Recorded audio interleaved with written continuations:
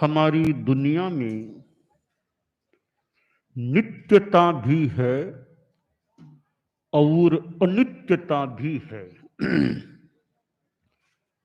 द्रव्य भी है तो उत्पाद व्यय भी है। हमारी दुनिया में ध्रुव तत्व भी हैं जो शाश्वत हैं, और उत्पन्न होना और विनष्ट हो जाना, इस रूप में भी पदार्थों की स्थिति देखने को मिलती है। तो यह दुनिया नित्य है या अनित्य है? जैन दर्शन में बताया गया है कि यह दुनिया नित्यानित्य है। नित्य भी है और अनित्य भी है। केवल नित्य ही है यह बात ठीक नहीं, और केवल अनित्य ही है यह बात भी ठीक नहीं। नित्य भी है और अनित्य भी है, यानी नित्यानित्य है। यह बात जैन दर्शन को सम्मत है, मान्य है। कैसे? अब देखिए, यह आकाश है।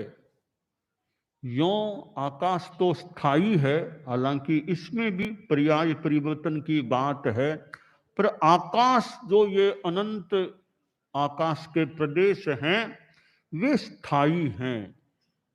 अनंत काल पहले भी यह आकाश था और आज है ही, अनंत काल बाद भी आकाश बना रहेगा। परंतु ये आकाश में होने वाले जो पदार्थ हैं, उनके जो पर्याय हैं, यह भूमि है, यह इतनी बिल्डिंग है जहां हमारा प्रवास हो रहा है। आज यह बिल्डिंग देखने को मिल रही है, 500 वर्ष पहले यह बिल्डिंग यहां पर थी क्या? तो जो पहले 500 साल पहले नहीं थी वो चीज आज है। यानी नहीं था वो हो गया, और जो होता है वह कभी विनष्ट भी हो सकता है। तो यह नित्यानित्यवाद है कि नित्यता भी है, आकाश में नित्यता भी है। तो आकाश की यह भूमि आज इस बिल्डिंग के द्वारा मानो गृहीत हो गई है, तो 500 वर्ष पहले क्या इस बिल्डिंग ने यह आकाश का स्थान लिया था? तो यह अनित्यता है, बिल्डिंग की अनित्यता है। हमारे संत, इतने संत कल तक छापर के उस भवन में थे, तो आज ये संत वहां नहीं, आज यहां दिख रहे। अनित्यता है, कल तक वहां थे, अब वो स्थान मानो प्राय खाली हो गया होगा और संत लोग यहां आ गए हैं। तो यह अनित्यता है। हमारा जीवन है वह भी अनित्य है, और आत्मा है वह नित्य है। जीवन में आत्मा भी है और शरीर भी है। तो आत्मा को हम मुख्यतया एक नित्य रूप में मान लें, शरीर अनित्य है। यह शरीर भी बचपन में किस रूप में था, जवानी में किस रूप में हो गया, 90-95 आते आते शरीर की स्थिति क्या हो सकती है। कभी बाल काले काले दिखते थे, काले काले। हमारे छोटा साधु है, कई छोटी है, अभी कितने काले काले बाल दिख रहे हैं, काले काले बाल, यानी बचपन है, काले काले बाल हैं। परंतु दिनेश जी के देखें, अब ऐसे काले बाल नहीं है, क्योंकि अब उम्र का मतलब बचपन था। तो बचपन में मुनि दिनेश जी को कोई देखे, जब ये 12, 13, 14 वर्ष के थे, 15 वर्ष के थे, तब बाल कैसे थे? आज अंतर। इसी तरह बाल मुनि के आज काले हैं, पता नहीं 70 साल के कभी होंगे तो कैसे, कितने काले क्या रहेंगे। यह अनित्यता है कि स्थायित्व नहीं है, बाल भी बदल गए।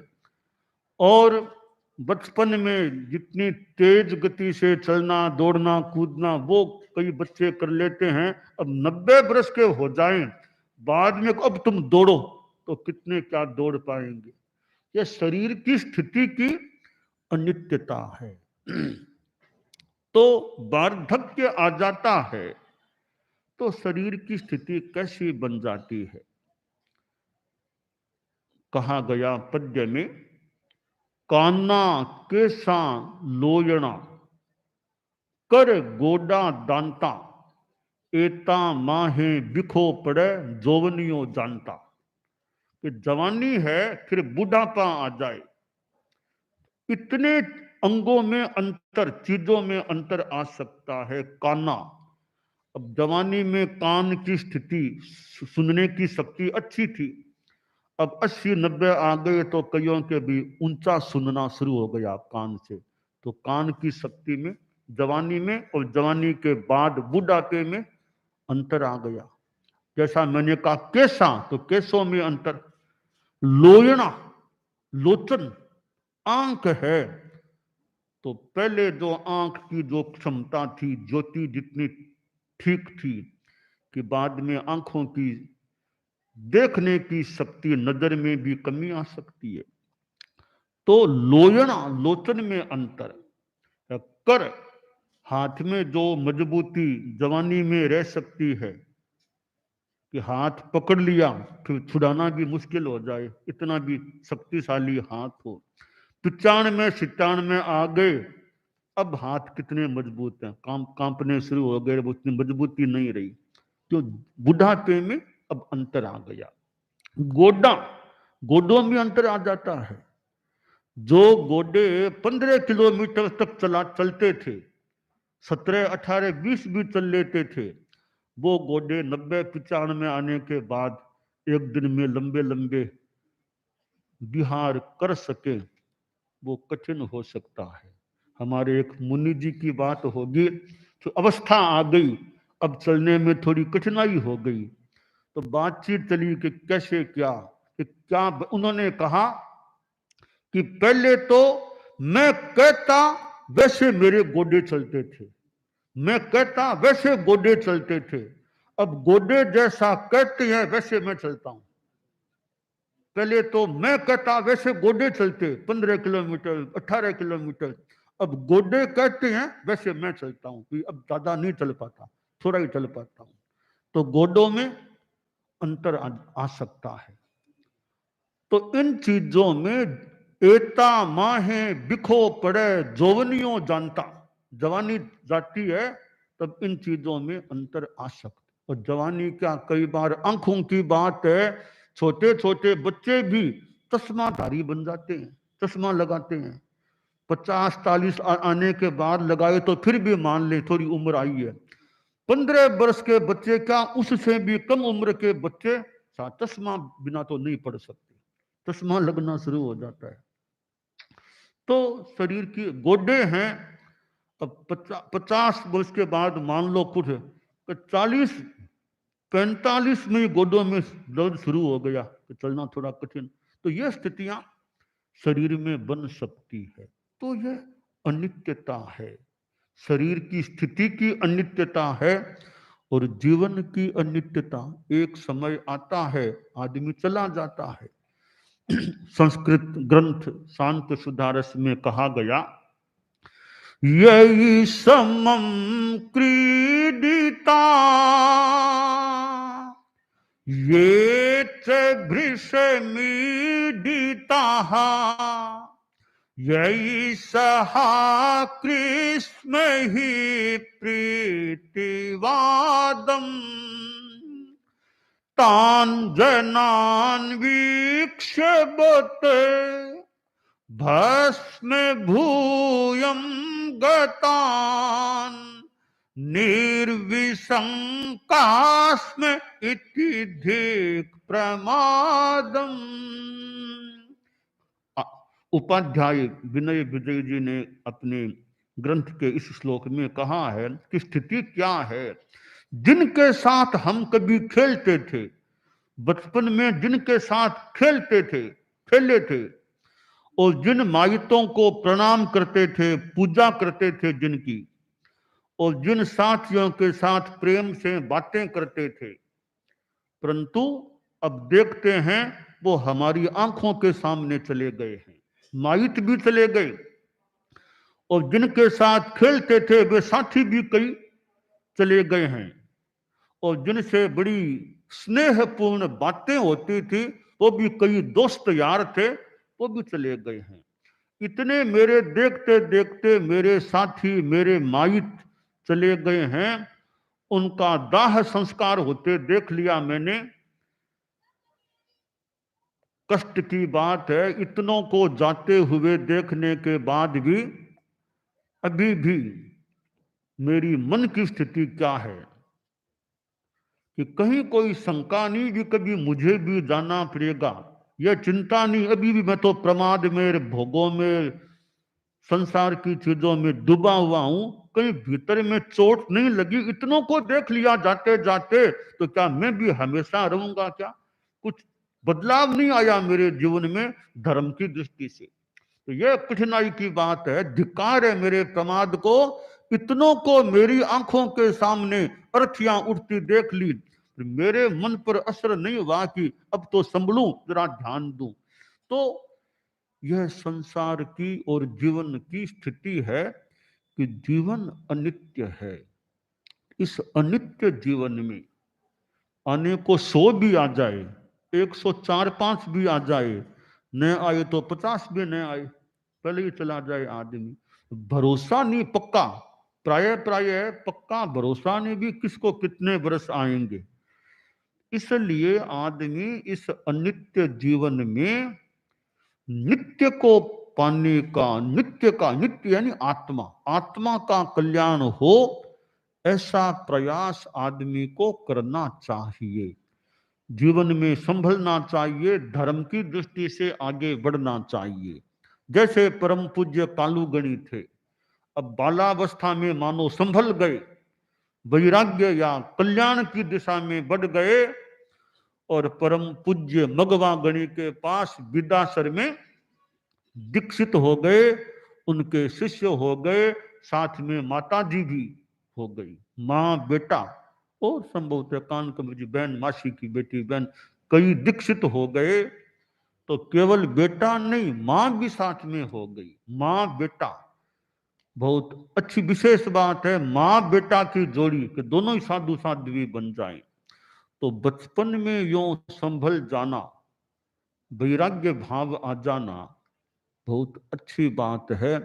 80 आने के बाद भी आदमी के मन में वैराग्य न आए, कईयों को 8-9 वर्ष की उम्र में भी वैराग्य भाव आ सकता है। वो बच्चा कोई दीक्षित होने वाला था, वैरागी था, छोटा बच्चा था, तो वो जगह जगह ब्रनौली वगैरह वो जा रहा था, दीक्षा होने वाली थी। तो कई लोग मिले कि अभी तुम दीक्षा ले रहे हो, अभी तुम क्या जानते हो, इतने छोटे हो, इतने छोटे, अभी दीक्षा ले रहे हो तुम, इतने छोटे दीक्षा ले रहे हो। तो वो बच्चा बोला कि अच्छा मान लो मैं तो छोटा हूं, तब आप कह रहे हैं कि इतने छोटे हो, आप तो बड़े बड़े, आप दीक्षा ले लो। मैं छोटा बच्चा तो आप तो बड़े बड़े है ना, आप तो दीक्षा लो। हमको दीक्षा नहीं लेंगे तो आप बड़े भी नहीं लेते, फिर मुझे क्यों रोकते हो, मेरे लिए क्यों करते हो ऐसा? तो बड़ा होने पर भी वैराग्य न जागे, छोटे में भी वैराग्य क्यों? छोटा बड़ा तो शरीर की है, छोटा होना बड़ा होना शरीर की स्थिति है। इस जीवन से पहले पता नहीं कौन क्या रहा होगा। आज बच्चा दिखता है, पता नहीं पिछले जन्मों में कितनी तपस्या करके आया है, कितनी साधना करके आया है। तो कालूगणी ने बचपन में दीक्षा ली, अब क्या पता उन्होंने पिछले जन्मों में कितनी तपस्या की होगी, साधना की होगी। लगता अभी बच्चा कालू, बच्चा दीक्षा ले रहे, बच्चा इस जीवन के हिसाब से बच्चा है, पिछले जन्मों के हिसाब से क्या पता कितनी साधना करके यह बच्चा आया है। तो कालूगणी बचपन में दीक्षित हो गए, अध्यात्म के मानव मार्ग पर आगे बढ़ गए, और छापर जहां से कालूगणी जैसे एक बालक, एक संत हमारे धर्म संघ को प्राप्त हुए, मगवा गणी को प्राप्त हुए। और वो छापर की मिट्टी, मिट्टी तो मिट्टी है, कहा छापर की मिट्टी मेरी आंखों में आजा, ताल छापर की मिट्टी मेरी आंखों में आजा, जहां पैदा हुए कालूराम राजा। ताल छापर की मिट्टी मेरी आंखों में आजा, जहां पैदा हुए थे कालूराम राजा। तो कालूराम राजा कह दे, राजा हमारे संघ के तो राजा ही थे, वो आचार्य थे, सम्राट थे। हमारे धर्म संघ के तो वो सम्राट थे, मालिक थे, सरताज थे, शास्ता थे। तो ऐसे कालू गणी हमारे धर्म संघ को ताल छापर से मिले थे। इसलिए छापर का तो अवदान है, छापर की तो देन है धर्म संघ को कि कालूराम राजा जैसे, कालूगणी जैसे बालक छापर से हमारे धर्म संघ को मिले थे, मगवागणी के समय में मिले थे। और ऐसे कालूगणी से जुड़ा हुआ ताल छापर का क्षेत्र, जहां हमने चतुर्मास किया और चतुर्मास की संपन्नता के बाद छापर से रवाना हुए हैं। तो 4 मास का यह चतुर्मास चौमासा जो कालूगणी की संबद्ध भूमि पर हमारा संपन्न हुआ। और हमारे गुरुओं के गुरु थे, हमारे गुरु आचार्य तुलसी, आचार्य महाप्रज्ञ जी थे। हमारे दोनों गुरुओं के गुरु कालूगणी थे। तो गुरुओं के गुरु की संबद्ध भूमि, हमारे माइतों के माइत गुरुदेव तुलसी आचार्य महाप्रज्ञ जी हमारे माइत थे, हमारे माइतों के माइत कालूगणी थे।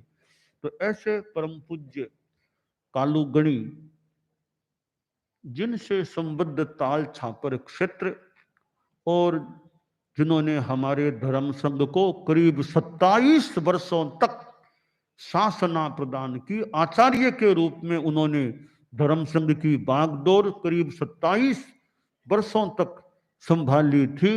और कालूगणी का अपना नाम है कि कैसे वो शास्ता सो शासन, मात पिता सो प्यार। शास्ता सा शासन भी करते, अनुशासन भी करते, माँ बाप जैसा प्यार भी देते। तो उनमें मानो दोनों ही पक्ष थे। वो शास्त्रा अनुशासन करना होता तो वो भी कर लेते, किया। प्यार की बात, वात्सल्य की बात, तो प्यार और वात्सल्य भी माइट के रूप में मानो उनसे प्राप्त हो जाता था।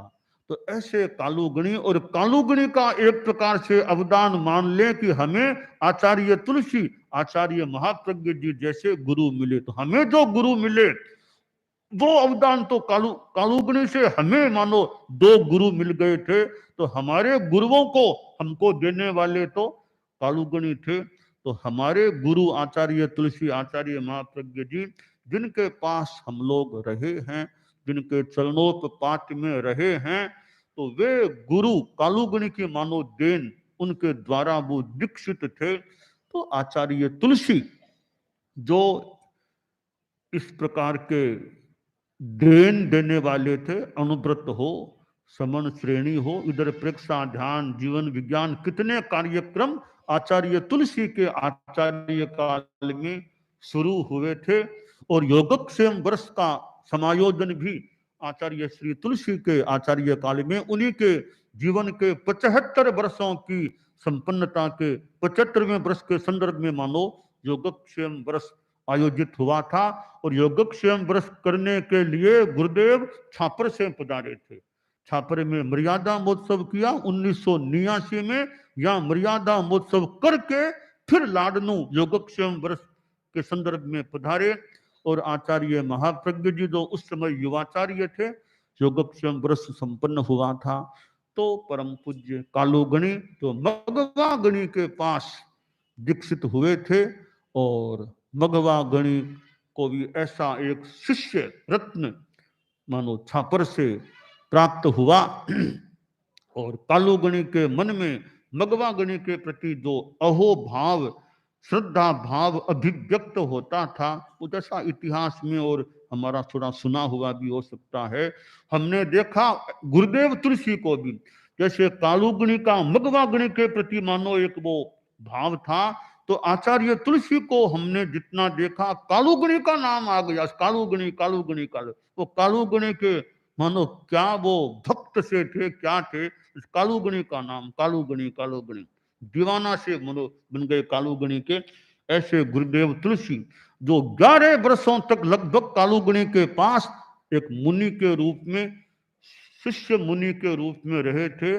और कालुगणी से मन क्या उनका तार सा कोई जुड़ गया था, क्या था, बस उनके यदा कदा बस कालुगणी कालुगणी कालुगणी, वो कालुगणी के प्रति इतना वो श्रद्धा भाव कभी कभी उनसे मुख से व्यक्त होता।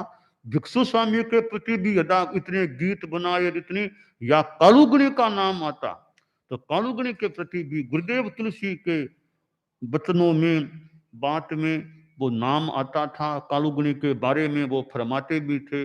तो हमें कालुगणी से गुरुदेव तुलसी मिले थे, आचार्य महाप्रज्ञ जी मिले थे, तो हमने कालुगणी को तो नहीं देखा था, तो कालुगणी की संतानों मतलब उनके शिष्यों को, 2 सुशिष्यों को हमने देखा ही नहीं, हम तो खुद उनके चरणों के उपपात में रहे हैं। तो परम पूज्य गुरुदेव तुलसी आचार्य महाप्रज्ञ जी और उनकी कृपा हम पर मानो बनी रहे कृपा, और उनसे प्रेरणा भी यदा कदा मिलती रहे। कालुगणी जिनके इस जन्म भूमि से संबद्ध, जन्म से संबद्ध क्षेत्र ताल छापर में तत्रुमा संपन्न करके आज यहाँ आना हुआ है। अब आगे बढ़ना, आगे बढ़ते रहें, बढ़े चले हम, रुके न क्षण, यानी जीवन में बढ़ते रहे, जिंदगी में अच्छे मार्ग पर बढ़ते रहें, ज्यों ज्यों चरण बढ़ेंगे आगे, स्वतः मार्ग बन जाएगा। गुरुदेव तुलसी का मानो आशीर्वाद कर दे, कथन कर दे कि आगे बढ़ो, रास्ता बनता जाएगा। हम जीवन में भी धर्म के मार्ग पर आगे बढ़ते रहें, यह